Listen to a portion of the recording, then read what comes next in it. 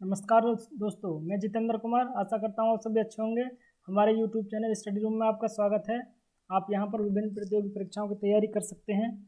आज हम class 7th की एनसीईआरटी का फर्स्ट चैप्टर कंप्लीट करेंगे। आइए अपने टॉपिक पर चलते हैं। दोस्तों, आज का टॉपिक है हजार वर्षों के दौरान हुए परिवर्तनों की पड़ताल। इन हजार वर्षों में हम क्या करेंगे, मतलब 750 से लेकर 1750 ईडी तक की जो घटनाएं हैं वो हम इसमें डिस्कस करेंगे कि क्या क्या इन हजार वर्षों के दौरान परिवर्तन हुए, कैसे कैसे समाज, क्या क्या नई प्रौद्योगिकियाँ आई, समाज में क्या परिवर्तन हुए, अर्थव्यवस्था में क्या परिवर्तन हुए और संस्कृति में क्या परिवर्तन हुए और कौन कौन से नए धर्म आए। उस समय जब प्राचीन काल में हमारा व्यापार होता था तो उस समय कोई हमारे पास नक्शा वगैरह की आज ज़्यादा सुविधा नहीं थी, इसलिए सर्वप्रथम अरब के व्यक्ति थे। कौन थे? भूगोल वेत्ता, मतलब भूगोल को जानने वाला जो व्यक्ति होता है उसको क्या कहते हैं? भूगोल वेत्ता। उनका नाम था अल इदरीसी ने 1154 अर्थात 12वीं शताब्दी में भारतीय उपमहाद्वीप का नक्शा बनाया था। ये आपसे क्वेश्चन पूछा जा सकता है कि सबसे पहले भारतीय उपमहाद्वीप का किसने नक्शा बनाया था? तो अल इदरीसी 1154 में यानी कि 12वीं शताब्दी में उपमहाद्वीप का नक्शा बनाया था। और इनके बाद फ्रांसीसी मानचित्रकार गिवलॉन द लिस्ले ने 1720 में एक मानचित्र बनाया। इन्होंने बहुत अच्छा मानचित्र बनाया था, बहुत बारीकी जानकारी इन्होंने उस मानचित्र में दी है। अब इन जो नक्शों का प्रयोग कहाँ होता था? यूरोप के नाविक जो व्यापार करने के लिए एक स्थान से दूसरे स्थान पर जाते थे, यूरोप के नाविक तथा व्यापारी अपनी समुद्र यात्रा के लिए नक्शे का इस्तेमाल करते थे कि किधर से किधर को जाना है। नई और पुरानी शब्दावली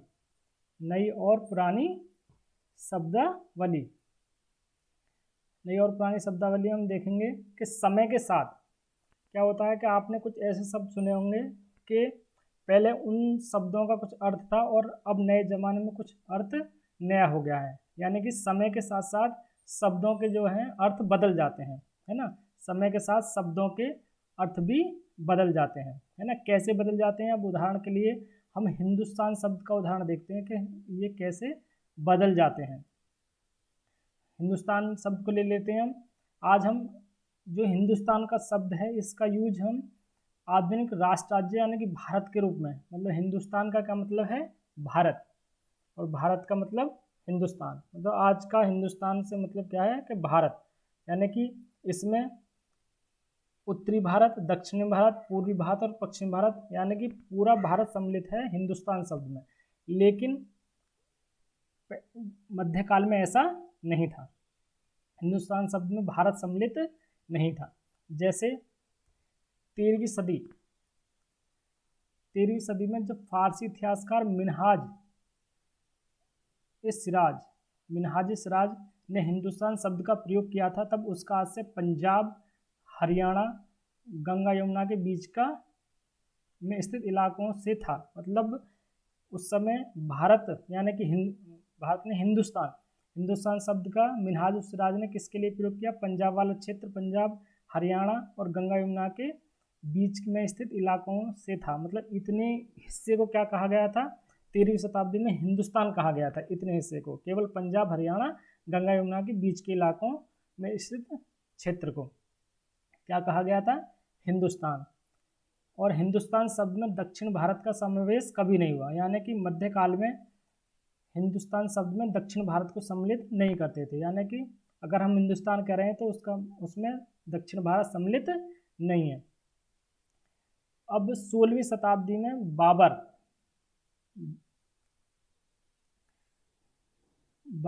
मुगल वंश का पहला शासक था। बाबर, जिसने भारत में आक्रमण किया था 1526 ईसा पूर्व में, पानीपत का प्रथम युद्ध, जिसने इब्राहिम लोदी को हराया था, है ना। अब हिंदुस्तान शब्द का प्रयोग इस उपमहाद्वीप के भूगोल, पशु पक्षियों और यहाँ के निवासियों की संस्कृति का वर्णन करने के लिए किया। यह प्रयोग 14वीं सदी के कवि, याद रखना है आपको, 14वीं सदी के कवि अमीर खुसरो द्वारा प्रयुक्त शब्द हिंद के ही कुछ समान था। हिंद शब्द का प्रयोग किसने किया था? अमीर खुसरो ने किया था। मतलब बाबर ने जो हिंदुस्तान शब्द की व्याख्या की थी और हिंदुस्तान शब्द के लिए जिन क्षेत्रों का प्रयोग किया था, या फिर यहाँ के पशु पक्षी भूगोल, वैसा ही कुछ वर्णन किसने? अमीर खुसरो ने किया है हिंदुस्तान के बारे में। और हिंदुस्तान को क्या नाम दिया है? हिंद, है ना। ये आपको याद रखना है। विदेशी, विदेशी, विदेशी हमारे लिए आज इसका अर्थ होता है ऐसा व्यक्ति जो भारतीय न हो। मतलब विदेशी का क्या मतलब है? जैसे कोई भी कंट्री, यूरोप में किसी कंट्री का है, जर्मनी का है, ब्राज़ील का है, या उत्तरी अमेरिका में किसी देश का है, तो उसको हम क्या कहेंगे? विदेशी। लेकिन मध्य युग में ऐसा नहीं था। मध्य युग में मानो किसी गांव में आने वाला कोई भी अनजाना व्यक्ति जो उस समाज या संस्कृति का अंग ना हो, विदेशी कहलाता था। ये क्वेश्चन स्टेटमेंट में पूछा जा सकता है कि मध्य युग में विदेशी किसको माना जाता था। तो मध्य युग में मानो गांव में आने वाला कोई भी अनजाना व्यक्ति, मतलब दूसरे गांव कोई भी अनजाना व्यक्ति, मान लो 100 किलोमीटर दूर से भारत से ही कोई, मतलब हिंदुस्तान से ही कोई व्यक्ति आ गया, तो उसको क्या माना जाता था? विदेशी माना जाता था। और या उस समाज या संस्कृति का अंग न हो, उसकी संस्कृति और समाज अलग हो, तो उसको भी क्या माना जाता था? विदेशी माना जाता था। इतिहासकार 750 से 1750 तक,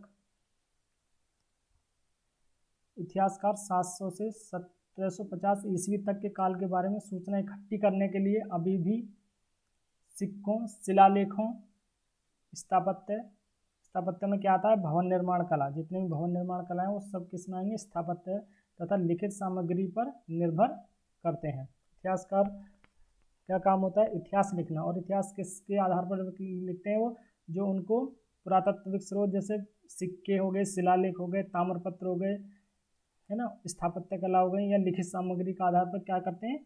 वो इतिहास को दोबारा लेखन करते हैं।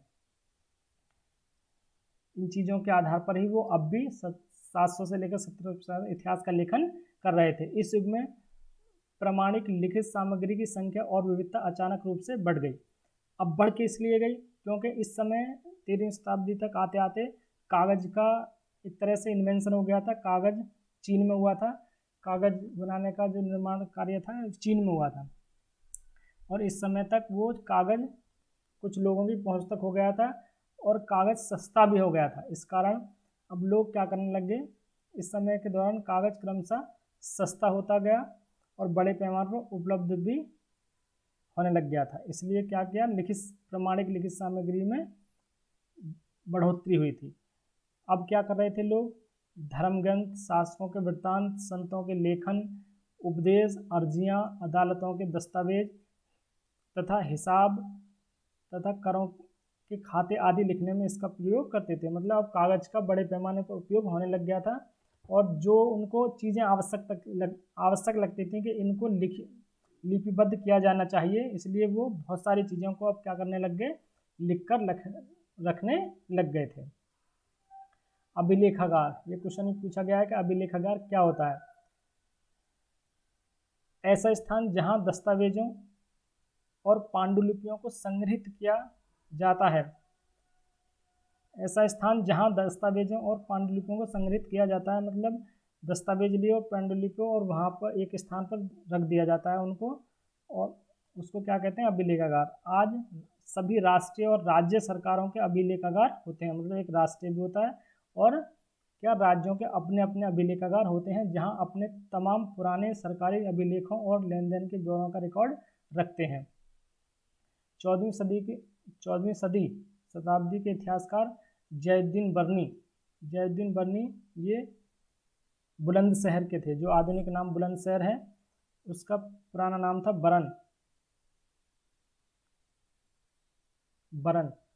और आधुनिक नाम बुलंदशहर है। बुलंदशहर के ही रहने वाले थे जैनुद्दीन बर्नी, और बरन कॉम्प्लेक्स के नाम से आज भी इनका घर है। अपना वृत्तांत पहली बार 1356 में और दूसरी बार 2 वर्ष बाद लिखा तो इन दोनों में अंतर आ गया था। अपना जो वृत्तांत लिखा था इन दोनों में क्या अंतर आ गया था।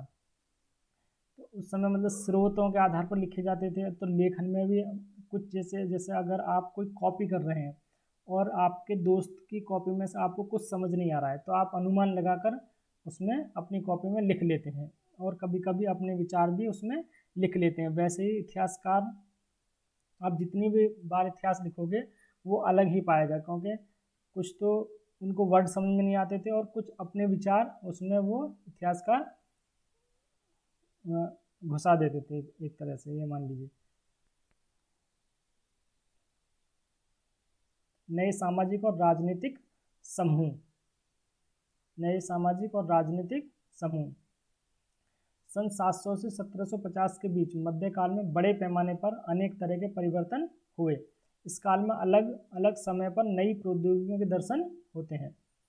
700 से 1750 के बीच में जो जो परिवर्तन हुए वो इसमें हैं, जैसे सिंचाई में रहट, सिंचाई में रहट का प्रयोग होने लगा। रहट क्या होता है कि एक गाड़ी सी बना दी जाती है पहियों की और उसे बैलों के द्वारा खींचा जाता है, जिससे पानी कुएं से पानी निकल आता है, उसे कहते हैं रहट। सिंचाई के लिए रहट का प्रयोग होने लग जाता है। पूछा गया सवाल है, सीटेट में पूछा गया सवाल है ये कि 1750 के बीच क्या क्या इन्वेंशन, नई प्रौद्योगिकी का आविष्कार हुआ था। तो सिंचाई में रहट, कताई में चरखे का उपयोग होने लग गया था, युद्ध में आग्नेय शास्त्रों, बारूद वाले हथियारों का, जैसे बाबर ने सबसे पहले तोपों का प्रयोग किया था एक तरह से, है ना, युद्ध में 1526 में पानीपत के युद्ध में।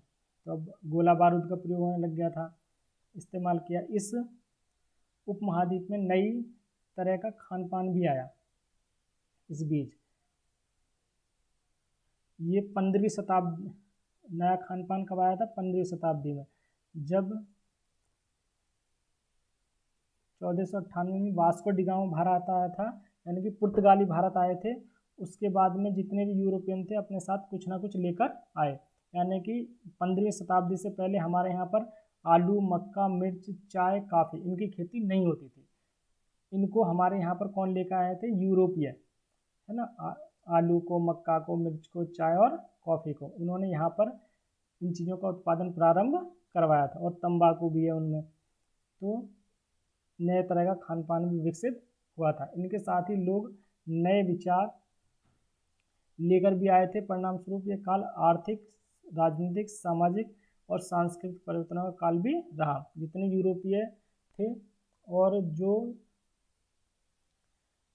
धार्मिक संत होते थे वो अपने साथ अपने, जैसे चिश्ती सिलसिला हो गया, है ना, जितने भी सिलसिले थे या यूरोपीय थे, सब अपने साथ क्या लेकर आते थे? नए नए विचार लेकर आते थे, और वो यहाँ के लोग उनके विचारों से और वो हमारे विचारों से प्रभावित होते थे। इसलिए संस्कृति में क्या समृद्धि होती थी, संस्कृति में समृद्धि होती थी। स्टेटमेंट में पूछे जा सकते हैं। इस काल में जिन समुदायों का महत्व बढ़ा उसमें एक समुदाय था राजपूत। पूछा जा सकता है ये स्टेटमेंट बनाकर कि राजपूत शब्द का प्रयोग कब किया जाता था। इस काल में जिन समुदायों का महत्व बढ़ा उनमें एक समुदाय था राजपूत। कौन? राजपूत, जिसका नाम राजपुत्र यानी कि राजा का पुत्र से निकला है। 8वीं से 14वीं सदी के बीच, याद रखना है कि 8वीं से 14वीं सदी के बीच यह नाम आमतौर पर योद्धाओं के समूह, योद्धाओं के समूह के लिए प्रयुक्त होता था, जो क्षत्रिय वर्ण का होने का दावा करते थे। मतलब 8वीं से 14वीं शताब्दी का जो में राजपूत का प्रयोग जो किसके लिए होता था? योद्धाओं के समूह के लिए, जो क्षत्रिय होने का दावा करते थे। मैंने आपको बताया था सिक्स क्लास की एनसीईआरटी पढ़ाई थी जब, कि ब्राह्मणों ने 6वीं शताब्दी ईसा पूर्व में 4 वर्णों का विकास किया था: ब्राह्मण, क्षत्रिय, वैश्य, शूद्र। और क्षत्रियों का काम क्या था? समाज की रक्षा करना, युद्ध करना। इसलिए वो अपने आप को क्या कहते थे? क्षत्रिय कहते थे। और राजपूत के अंतर्गत केवल राजा और सामंत वर्ग ही नहीं बल्कि वे सेनापति और सैनिक भी आते थे जो पूरे महाद्वीप के में अलग अलग शासकों की सेनाओं में सेवारत थे। मतलब एक तरह से सभी सैनिक, और सेनापति और राजा और सामंत वर्ग किसके अंतर्गत आते थे? क्षत्रिय या राजपूत के अंतर्गत आते थे, और अपने आप को वो क्या कहते थे कि हम क्षत्रिय हैं। इस युग में राजनीतिक दृष्टि से महत्व हासिल करने का लाभ मराठा, सिख, जाट, अहोम, कायस्थ। कायस्थ याद रखना है कि कायस्थ कौन होते थे? मुख्यतः लिपिकों और मुंशियों का कार्य करने वाली जाति, आदि समूह जाति। मतलब जब मीटिंग्स होती थी राजाओं की, उस समय प्राचीन काल और मध्यकाल में राजाओं की मीटिंग सभाएं होती थी, उसमें सारे सभाएं में जितने भी कार्य होते थे, जितनी वार्तालाप होती थी, उनको लिपिबद्ध करने का कार्य कायस्थ लोग करते थे। ये एक तरह से उस जमाने में सारे समाज के पढ़े लिखे लोग होते थे, लेकिन बाद में ये एक कायस्थों की जाति ही बन गई। जब कर्मों के आधार पर जाति बनी थी, तो उस समय ये भी कायस्थ नाम से एक अलग से जाति बन गई। तो मराठा 1627 ईस्वी में इनका शिवाजी का जन्म हुआ था। इन्होंने एक तरह से मराठा साम्राज्य की स्थापना दोबारा से की थी। सिखों में रणजीत सिंह वगैरह जो पंजाब वाला क्षेत्र था, ये इनके अंतर्गत आता था। जाट, सूरजमल जाट जो राजस्थान में वाला क्षेत्र था, वहाँ पर ये अहोम, असम, इन पर इनका राज्य था। पर्यावास, इसका तात्पर्य किसी भी क्षेत्र के, पर्यावास का क्या मतलब है? इसका तात्पर्य किसी भी क्षेत्र के पर्यावरण और वहाँ के रहने वालों की सामाजिक और राजनीतिक आर्थिक जीवन शैली से है। मतलब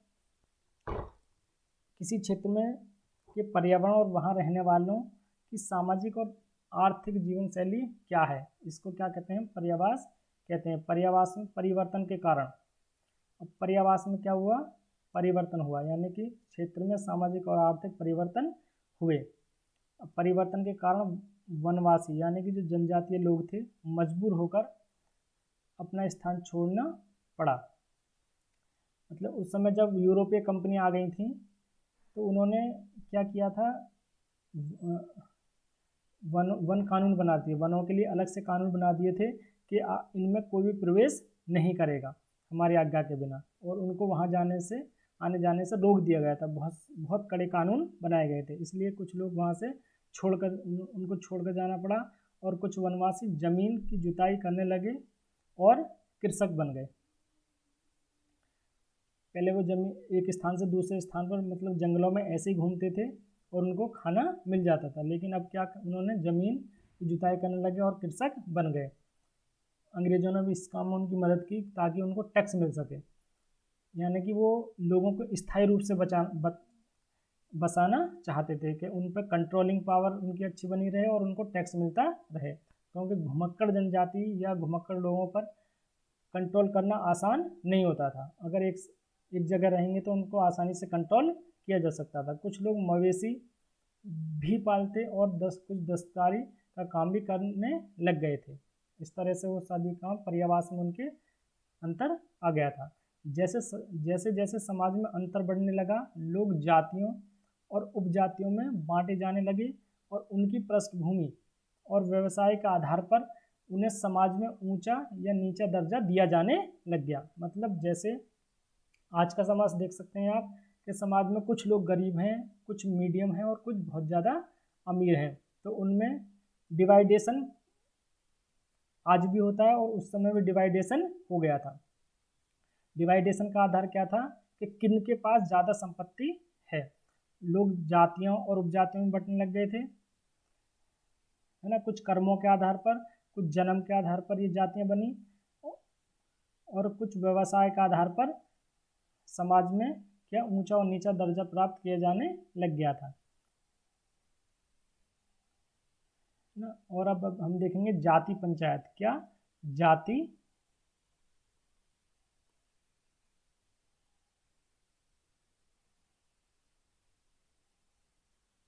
पंचायत।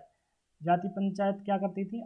ये अपने सदस्यों के व्यवहार का नियंत्रण करने के लिए, मतलब जो एक जाति के लोग थे या विभिन्न जातियों के लोग थे, अपने सदस्यों के व्यवहार का नियंत्रण करने के लिए जातियां स्वयं अपने अपने नियम बनाती थीं। अलग अलग जाति के लोग अपने अलग अलग नियम बनाते थे। इन नियमों का पालन जाति के बड़े बुजुर्गों की तरह एक सभा करवाती थी। मतलब ऐसा नहीं है कि केवल नियम बना दिए जाते थे, आप एक कमरे में बैठकर नियम बनाते रहो और उनका इम्प्लीमेंटेशन, यानी कि अगर वो लागू ना किए जाएँ तो उनका कोई मतलब नहीं होता है। इसलिए नियमों का पालन करवाने के लिए सभा बनाई जाती थी और वो सभा उन नियमों का पालन करवाती थी, जिसे कुछ इलाकों में जाति पंचायत कहा जाता था। जो एक बड़े बुजुर्गों की सभा थी उसको क्या कहा जाता था? जाति पंचायत कहा जाता था। लेकिन जातियों को अपने निवास के गांवों के रिवाजों का पालन भी करना पड़ता था। मतलब जो आसपास के गांव हैं वहाँ के जो रीति रिवाज हैं उनका भी पालन लोगों को करना पड़ता था। जाति पंचायत आपको समझ में आ गई होगी। इनके ये काम थे पुराने और नए धर्म। पुराने और नए धर्म। आज हम जिसे हिंदू धर्म कहते हैं उसमें भी इस युग में महत्वपूर्ण बदलाव आए। इन परिवर्तनों में से कुछ थे नए देवी देवताओं की पूजा, राजाओं द्वारा मंदिरों का निर्माण और समाजों में पुरोहितों के रूप में ब्राह्मणों का बढ़ता महत्व, बढ़ती सत्ता आदि। मतलब हिंदू धर्म में भी इस समय बहुत सारे बदलाव हुए थे। हिंदू धर्म में समय समय पर विभिन्न बदलाव होते रहे हैं। जैसे हड़प्पा सभ्यता में हम देखते हैं कि वहाँ पर अलग अलग चीज़ों की पूजा होती थी। मतलब उन्होंने क्या किया था, जो प्राकृतिक चीज़ें हैं उनका ही मानवीकरण किया था। जैसे सूर्य है, फिर एक प्राकृतिक चीज़ है, उनका उन्होंने सूर्य देवता उनको मानव मान लिया, है ना। चंद्र देवता, सूर्य देवता हो गए, चंद्र देवता हो गए, पानी के देवता हो गए, अग्नि के देवता हो गए। ये ऐसे इनको क्या उनका मानवीकरण कर दिया था। वैसे ही वैदिक काल में देखते हैं, वैदिक काल में हम केवल तीन देवताओं को देखते हैं, अग्नि, इंद्र और सोम। और बाद में आते आते और नए देवी देवताओं की पूजा शुरू हो गई थी। बहुत बड़े पैमाने पर मूर्तियाँ बनने लगी थी, मंदिर बनने लगे थे। अब राजा बहुत शक्तिशाली भी हो गए थे और इसलिए वो मंदिरों का निर्माण करवाते थे। और मंदिरों में कौन रहते थे? पुरोहितों का भी। और पुरोहित किस वर्ण से होते थे? ब्राह्मण वर्ण से होते थे और इनका भी बहुत ज़्यादा सम्मान था। ये लोग जो ब्राह्मण या पुरोहित होते थे इन्हें संस्कृत का बहुत ज़्यादा ज्ञान होता था। संस्कृत ग्रंथों के ज्ञान के कारण समाज में इनका बड़ा आदर होता था। इनके संरक्षक नए शासक थे जो स्वयं प्रतिष्ठा की चाह में थे। मतलब इनको संस्कृत का ज्ञान था और पुरोहित इनको क्या कहते थे, एक तरह से मान्यता देते थे कि हाँ भाई ये राजा बहुत ही सक्षम है, हर काम करने के लिए सक्षम है। और इस चाह में वो उनको संरक्षण देते थे। राजा जो थे उनको पुरोहितों को संरक्षण देते थे। संरक्षक क्या होता है? कोई प्रभावशाली धनी व्यक्ति धनी व्यक्ति में कौन हो सकता है? राजा हो सकता है या व्यापारी हो सकता है ना।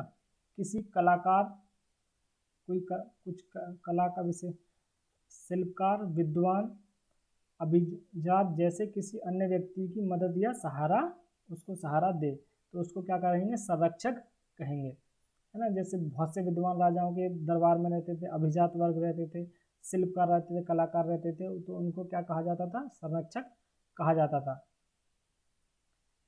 इस युग में मतलब 700 से 1750 के बीच इस युग में एक महत्वपूर्ण परिवर्तन भक्ति की अवधारणा के रूप में आया। इसमें ईश्वर की कल्पना एक ऐसे प्रमेल इष्ट देवी देवता से के रूप में की गई थी जिस तक पुजारियों के विशुद्ध कर्मकांड के बिना ही भक्त स्वयं पहुंच सके। मतलब उसमें वैदिक काल में या बाद में सनातन धर्म में कर्मकांड की ज़्यादा बहुत महत्ता दी गई। कर्मकांड को बहुत ज़्यादा महत्व दिया जाता था। लेकिन बाद में 6वीं शताब्दी ईसा पूर्व में देखा था इन्हीं कर्मकांडों के कारण जैन धर्म और बौद्ध धर्म और नास्तिक संप्रदायों का उदय हुआ था। बाद में भी इस धर्म में कुरीतियाँ आ रही थी। इसलिए भक्ति, जो भगवान श्री कृष्ण हैं उन्होंने भक्ति को एक तरह से क्या किया था? उद्भव भक्ति की कॉन्सेप्ट को श्री कृष्ण लाए थे। बाद में जो जो संत हुए थे उन्होंने पूरे भारत में उसे फैलाने का काम किया।